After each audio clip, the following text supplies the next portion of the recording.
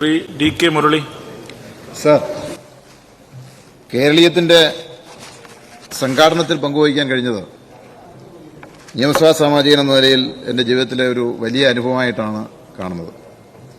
ഇവിടെ ബഹുമാനപ്പെട്ട മുഖ്യമന്ത്രി സൂചിപ്പിച്ചതുപോലെ കേരളത്തിന്റെ വളർച്ചയും നേട്ടങ്ങളും ലോകത്തിനു മുമ്പിൽ സമർപ്പിക്കുവാനും ലോക പ്രതിഭകളിൽ നിന്ന് പലതും സ്വാംശീകരിക്കുവാനും ഇടയാക്കുന്ന ഒന്നുകൂടിയായിരുന്നു, ഒരു മഹോത്സവമായിരുന്നു കേരളീയം.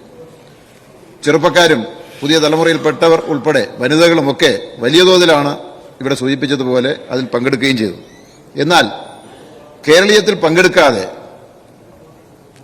അകലെ നിന്ന് മാത്രം നോക്കിക്കണ്ട് ദോഷൈക ദൃക്കുകളായ ചിലർ കേരളീയം ധൂർത്താണ് എന്നൊരു ആക്ഷേപം ഉന്നയിക്കുന്നു. അത് സംബന്ധിച്ച് ഗവൺമെന്റിന്റെ നിലപാടെന്താണ്? ബഹുമാനപ്പെട്ട CM നിലപാട്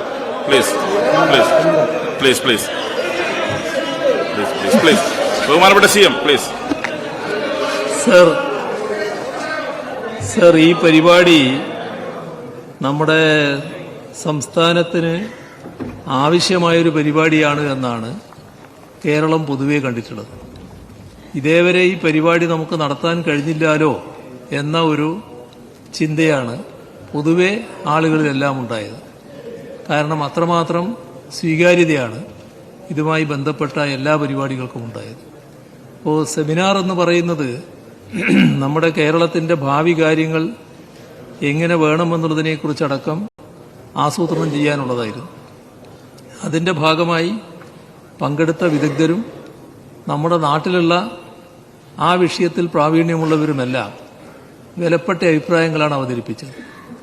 അതേപോലെ നടന്ന പരിപാടികൾ സർ, ആയിരക്കണക്കിൽ കലാകാരന്മാരാണ് ഈ പരിപാടിയുടെ ഭാഗമായി അണിനിരക്കാൻ കഴിഞ്ഞത്.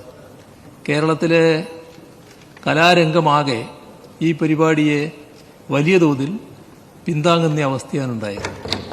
അതേപോലെ തന്നെ ജനങ്ങൾ ഇതെല്ലാം നേരത്തെ ഞാൻ പറഞ്ഞ കാര്യങ്ങളാകെ കാണുന്നതിനും ആസ്വദിക്കുന്നതിനും വലിയ തോതിൽ ഒഴുകിയെത്തുന്ന നിലയാണുണ്ടായത്. സർ, ഇതിലൊന്നും ഒരു തരത്തിലുള്ള ഭേദചിന്തയും ഉണ്ടായിട്ടില്ല.